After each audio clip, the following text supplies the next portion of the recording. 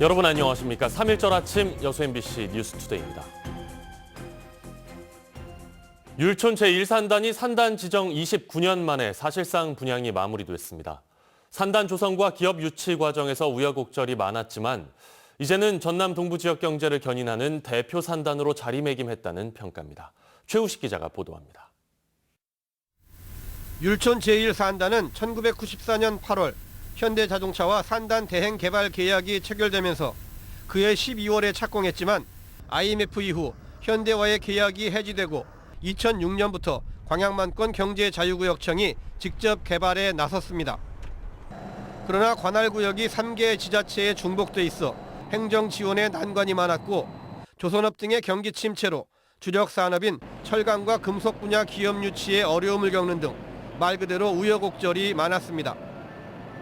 1조 2,564억 원의 사업비가 투자됐고 151개 업체가 입주해 있는 율촌 제1산단은 총 분양 면적 632만 제곱미터 가운데 MOU 체결된 것을 포함해 591만 제곱미터가 분양돼 93.7%의 분양률을 보이고 있습니다. 산단 지정 29년 만에 사실상 분양이 마무리된 겁니다.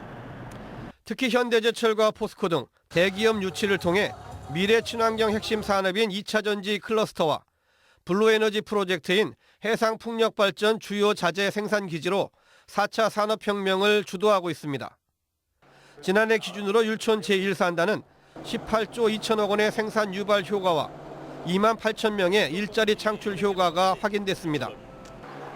광양경제청은 현재 율촌 제2, 제3산단과 황금산단, 세풍산단, 해룡산단 등 공장용지 공급을 위한 추가 산단 조성과 함께 관련 기업 유치에 주력하고 있습니다. 앞으로 인근 세풍, 황금산단 등과 연계해 기능성 화학과 금속 소재 등 제조업 기업을 통한 광양항 물동량 확대에 역량을 집중하겠습니다. 한 세대를 거쳐 조성된 율촌 제1산단은 산업구조 다변화 시대에 적응하면서 전남 동부 지역 경제를 견인하고 있습니다. MBC 뉴스 최우식입니다.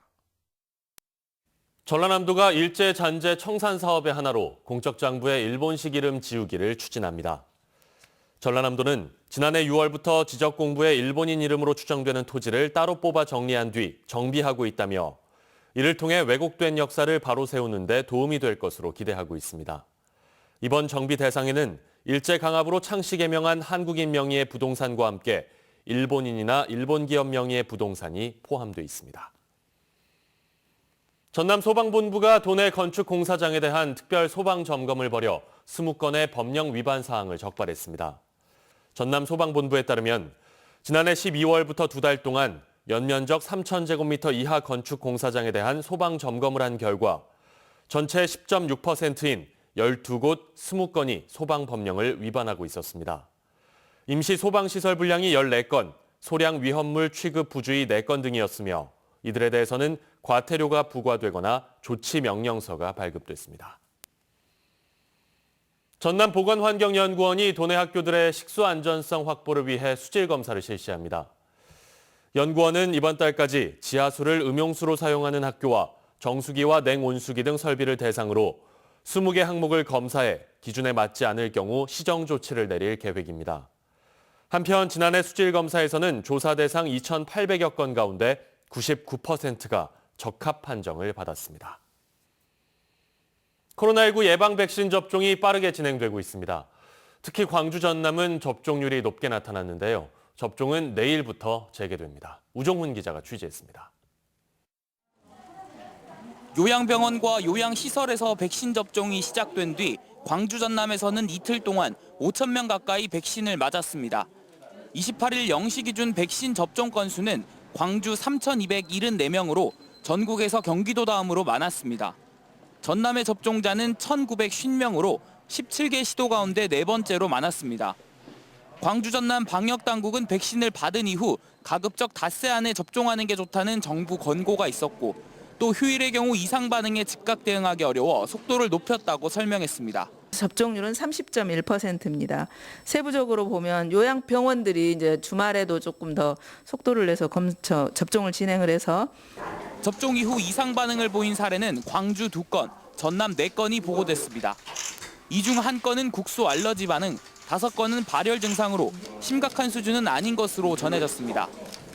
광주시와 전라남도는 화요일부터 요양병원과 요양시설의 종사자와 입소자를 대상으로 아스트라제네카 백신 접종을 재개합니다. 코로나 전담병원 의료진을 대상으로 한 화이자 백신 접종은 수요일인 3일부터 시작됩니다. 방역당국은 호남권역 접종센터가 마련된 조선대 병원에서 2일에는 모의훈련을 진행할 예정입니다.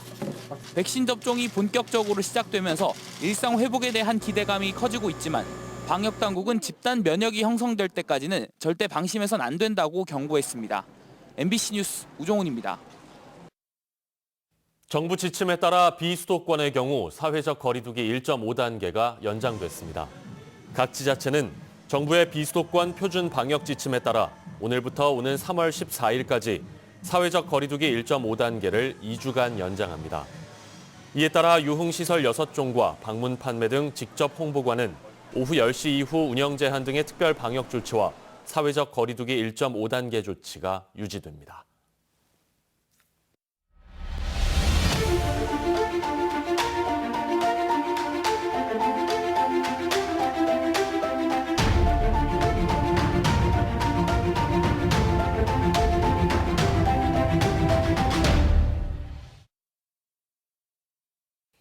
전남의 친환경 바나나가 군인들의 간식으로 공급됩니다. 바나나 판로 확보의 안정적인 신호탄으로 평가되고 있습니다.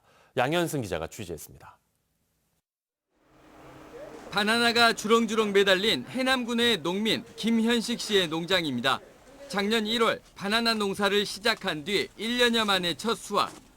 바나나가 커가는 내내 판로 걱정이 컸는데 다행히 4월 말까지 생산될 18톤 전량이 군인들 간식용으로 군납이 결정됐습니다. 이 지역 어디를 가도 바나나 경매 시장은 없어요. 그 상황에서 굉장히 어려움이 클 뻔했는데 이번에 계기가 돼가지고 전남의 바나나 농장은 해남을 중심으로 강진과 진도, 완도 등 모두 7개 농가. 무농약 바나나라는 특장점이 있지만 수입산 바나나보다 2~3배 비싸 가격 경쟁력이 부족합니다. 더욱이 농가별로 수확철이 2~3달에 그쳐 연중 안정적 생산이 어려워 소규모 판매에 기대해야 했습니다. 농협은 정식 이후 1년 뒤 수확하는 바나나의 특성을 고려해 바나나 정식 시기와 수확기를 조율하고 연중 생산의 길을 열었습니다. 군납에 이어 수도권 학교급식, 대형마트 등으로의 공급을 타진하고 있습니다.